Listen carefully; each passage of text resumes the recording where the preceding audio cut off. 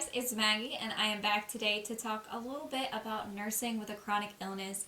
I have talked a bit about this before, but I am going to really focus this video on giving you real tips to use if you are in a hospital setting as a nurse, or if that's kind of the job you're looking for, and what to do if hospital nursing just is not an option for you, but you do want to be a nurse.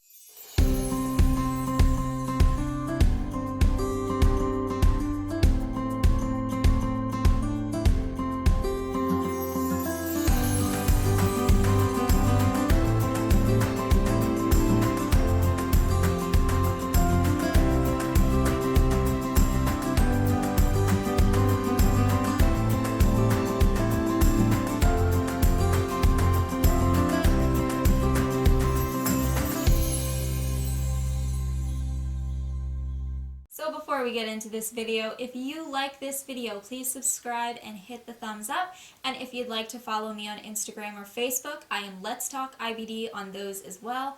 Come hang out with us and let's talk about nursing with a chronic illness. I will give little tidbits and pieces of information about my personal experience with being a nurse in a hospital, because that's just going to go along with what I'm telling you. But if you would like me to talk about, or I guess delve deeper into my nursing experience, let me know. I can always make a video talking more about the personal experience of it and like what it was really like working on a nursing floor. But I'm going to tell you what it was like being sick working on a nursing floor. I know a lot of people have questions about, telling your employer like what's the right point to say, hey, I have this chronic illness. And my theory has always been just be honest, be open with them, and be honest with yourself. If you are looking at a physical job like a nurse, it is very physically taxing and mentally taxing, obviously right now especially so, but be honest with yourself. Do you think you can physically do this job? If not, it's not the right way to go. And at the end of this video, I'll talk about other pathways for nurses, because we have lots of options, luckily. But I always took the route of being super honest with all of my employers. And in fact, because of what I do, I talk a lot about inflammatory bowel disease and ostomies. I do a lot of teaching on it on YouTube. So I use that to my advantage. I tell them, I have a lot of experience talking about these illnesses, and that is because I have one myself. I've used it to better empathize with patients and understand their story, and to give them real-world practical information. Yeah, so let's get into being a new nurse and what it means, especially if you're a nursing student right now, or you just passed the NCLEX and you're looking for your first nursing job. I did start working in a hospital. It was my very first nursing job out of nursing school, and I worked in a pretty well-known, like nationally known hospital for pediatrics. Some of you know where I worked. I'm not saying where I worked because I don't really want to advertise it, so please don't comment below and say that's where I worked. But yeah, it was funny because I've been doing videos on YouTube for 11 years now, and I did have a couple of patients, just a couple, but I did have a couple of patients recognize me from YouTube videos, and they're like, wait a second.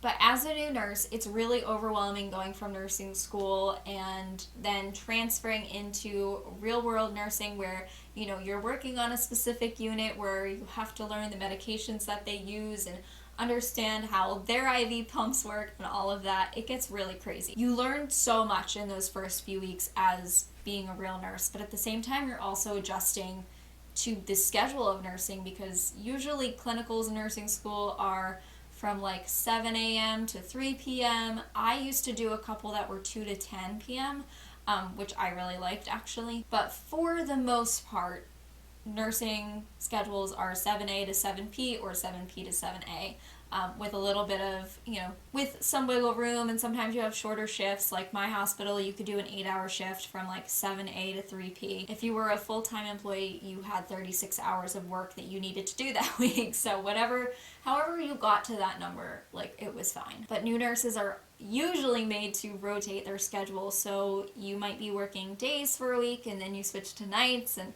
your schedule is probably going to flip-flop back and forth all the time, which is really hard on somebody who has a chronic illness, because I don't know about you, I rely on schedule quite a bit. Like right now, I know exactly when I wake, I know when I have to eat, at what points throughout the day I have to eat, what time I need to go to sleep to feel okay the next day. Like I know. And in nursing, you don't really get to decide that. So you kind of have to just go with the flow. Luckily, I was feeling pretty good when I first started my nursing job, so I was fine. I actually preferred night shift because it was a lot quieter and a lot less physically exhausting. Day shift was just running back and forth. I had some really high acuity patients on my floor that required complicated tests, and I preferred night shift because there was a lot less going on. I could talk to my patients earlier in the shift before they went to bed, so it was like a little bit more one-on-one time. I could talk to them about their ostomy or their NG tube if I so happened to have a patient that had that, but I also took care of a bunch of different types of patients. I had diabetics, I had hyperinsulinism, I had liver transplants, I had metabolic disorders, I had everything. At least that's how it felt. And we would also get randoms if our hospital was at a high census, which was all the time. But we would get like bronchitis and asthmatics and things like that, so I'd have to do those too. At nighttime, it was easier for me, even though the sleep schedule was awful and I had to drive a really far way.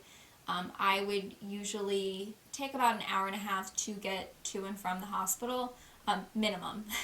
So if there was a snowstorm or a rainstorm, it was always longer than that, which meant I would be out of the house sometimes for 16 hours, which is just insane, especially if you have back-to-back shifts. But on night shift, like I said, less physically exhausting. I was running a lot less, which was super nice. And also it allowed me to eat a lot more. I could snack when I needed to, and that's the really difficult thing about having an ostomy is everything runs through me. Just eating at lunch was not enough. I had to like snack and graze throughout the night, but at least night shift allowed for that, whereas day shift, that is not an option. The other neat thing, and I highly suggest this for new nurses with a chronic illness, is look into the unit that would be the most similar to your personal disease. The reason is that, like for my unit, I wanted to work on GI because I deal with Crohn's disease patients. I knew that. This happens a lot. A lot of nurses want to do that, which meant that there were 4 other nurses on my unit that had Crohn's disease.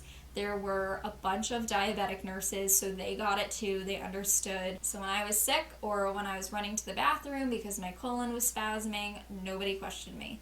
They were like, she's not feeling good, let her be.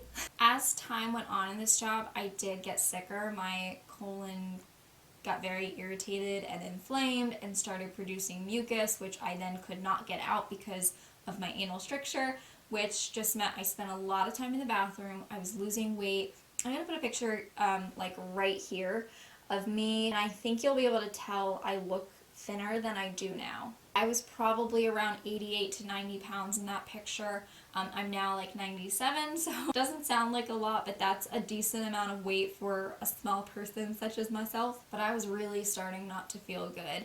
And this took a toll. I think the hardest part for me was that I was getting weaker. I remember being with a patient, a little baby, and I tried lifting them out of the crib and I couldn't do it, and the parent had to help, and I was like, holy crap, this isn't okay.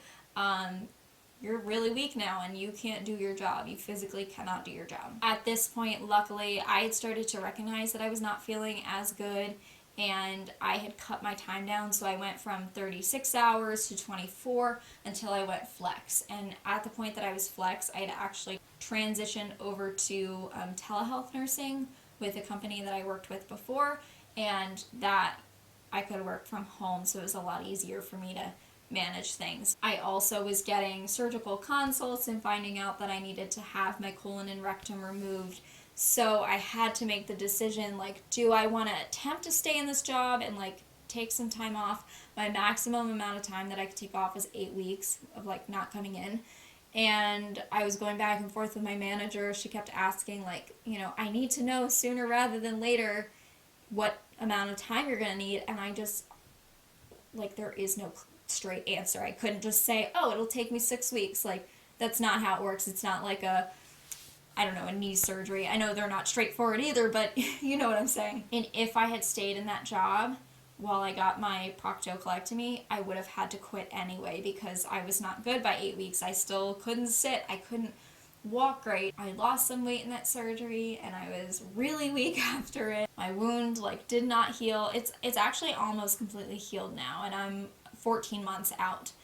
But it took a long time and there's no way 8 weeks would have been enough. Which just isn't fair to your job either because they need reliable workers. So I made the decision in November. I actually, on top of all of that, I had the septic shock with my kidney. Just to familiarize you, I had a narrow ureter on my right side. I guess it got inflamed randomly and I wound up having to have surgery for that months later. But I wound up in septic shock because I got such a bad kidney infection.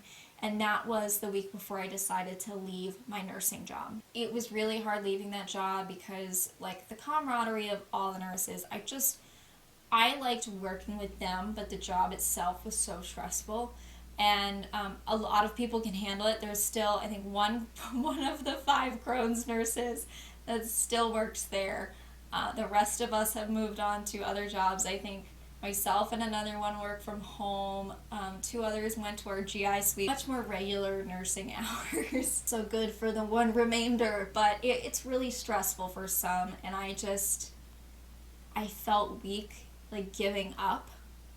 But it's what I had to do. It was not right for me. I just felt like I wanted to spend more time with my patients too. And there were other avenues for me to do so. So like I said before, if you are a nurse and you're worried about hospital nursing, that is 100% not the only route to take. It's the most sane, but there's so many other important things that can be done in nursing. There is nursing education that requires another degree, but you can do that. There's telehealth nursing, there's legal nursing, there's forensic nursing, there's home care nursing. All it takes is you doing a little bit of research and being creative, and that's kind of what I did. I did do telehealth nursing for a while, and it didn't work out with that. So I kind of forged my own path, and that's why I enjoy talking on YouTube. It allows me to have a little bit more control, which is something I've always wanted in my career. I very much like having control over what I do and when I do it, and this allows me to do that.